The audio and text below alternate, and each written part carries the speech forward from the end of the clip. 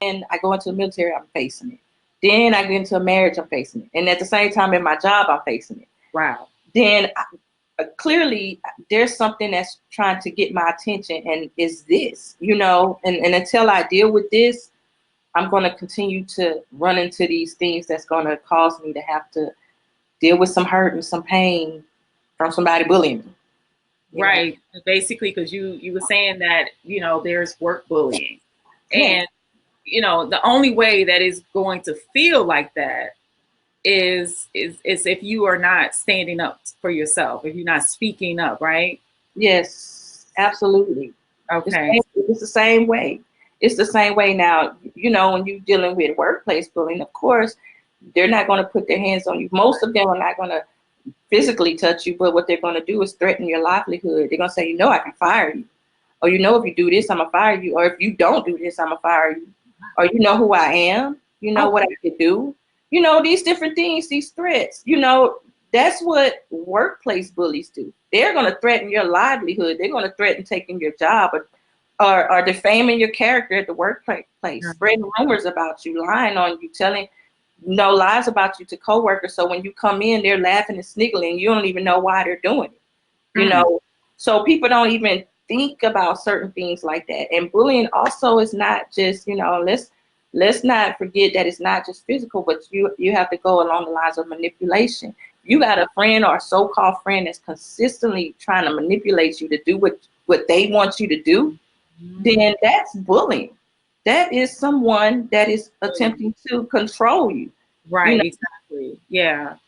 And so what was your behavior like, or your personality or persona like when they felt like they could do this to you? What do you feel like was going on? Quiet. You was Like very I quiet. realize it. I realize it's going on, but I just keep my head down. I'm not. I'll call my home girl and talk to her about it and vent to her and cry to her about it. But I get to work and I see what's going on around me, and the only thing I can do, because I don't know what to do, is just ignore it. But they think it's funny. They're laughing. I mean, So one. they knew that you weren't going to say anything. Say it So they again. knew that you were not going to say anything. Exactly. Because remember, and like I said in my book, most bullies are going to bully individuals that they know aren't going to defend themselves, aren't going to say nothing, aren't going to stand up for themselves. Those are normally targets. And besides individuals who are special needs or different groups, maybe LGBT or something like that, but more than likely, these individuals are not going to stand up for themselves, and ultimately they are a target for bullying. So same thing in childhood bullying, the same thing in adult bullying. They know you're not going to say nothing, so they're going to just pick on you. I had, for example, my supervisor at that time, when I was in this workplace bullying situation, she would come in and put her hands in my hair. Okay. Right, just being all in your space and like that's almost testing too. Yeah, and she would, this is yours. I don't know why anybody would want to be natural.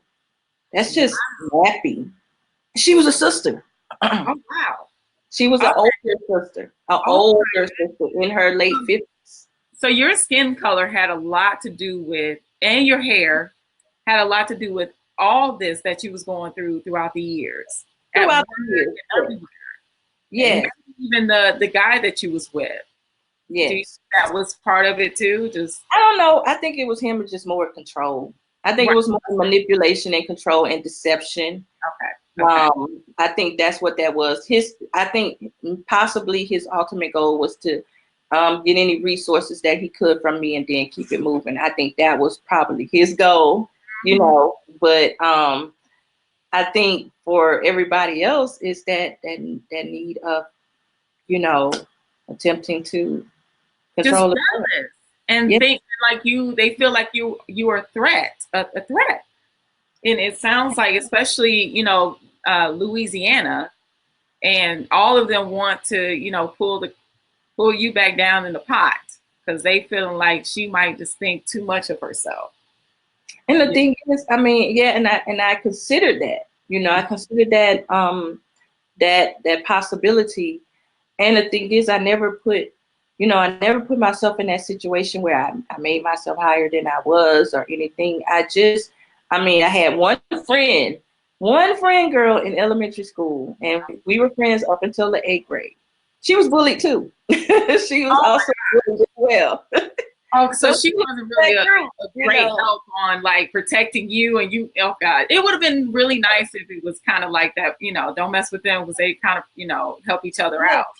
yeah. And she was going through the same thing. She was going through some rocky things in her home, with her parents as well. So it was easy for us to be because we were always lonely, at that time.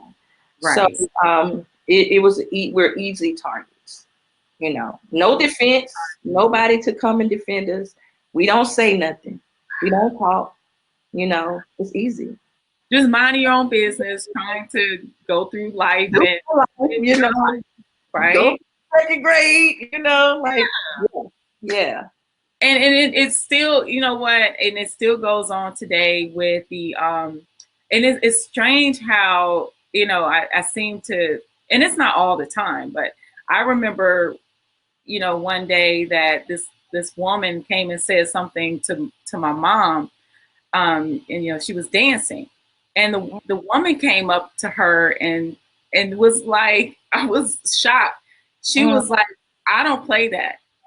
Like she was telling my mom like don't dance anymore. She hmm. basically walked up to her and said that. I was like, now, Wow. like, what is that about? Yeah, But yes. this is kind of the things that you can deal with when you dealing with people who have, they have a really low self-esteem. Hmm. They have had so many issues that have not been dealt with.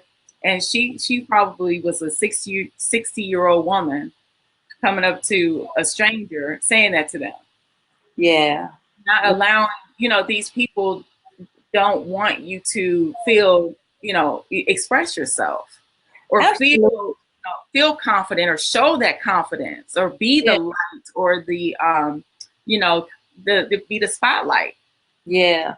I agree. I think that's very true. And I also think also that for example, this woman that I was telling you about, I feel like her bullying came from a hurt place. You know what Mhm. I mean?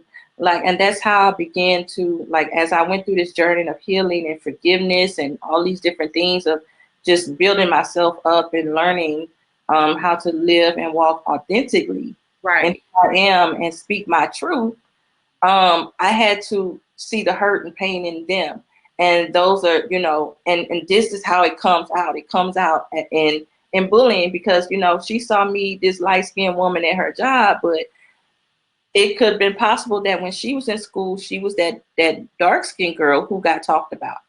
I'm just thinking of these different things to, this is possibly what happened, and this is how she took her frustration out on me, Right. and I didn't nothing, Yes. you know. Yes. Absolutely. But So is that's that part of the reason why you did not want to go back to Louisiana, or was just kind of just you growing up and just decided to do something different? hmm, that's a good question. I think that's partially why. Hmm. Um, because for me, when I go there, I feel that still, just that. Hmm. I wouldn't say fear, but it's just that heaviness, Like I can go back there and I do go back often, Of course. but I mean, when I can avoid going, I mean, you know, It's not a like a big thing for you now to go back and right. spend that money, go on Yeah. vacation, like at home. I definitely go see my mother from time to time. I definitely want to see her, but other than that, I don't really have other reasons to go go Right. back, you Yeah, know. no, I understand. It might be sort of, and it could be still the same. I'm not sure, but it just might be that place that just want to bring people down. Like it's not a place you can really grow, and become that person that you want to become, and you if you want to aspire to be, something, someone, it could be hard to grow up in an environment where you're not being nurtured.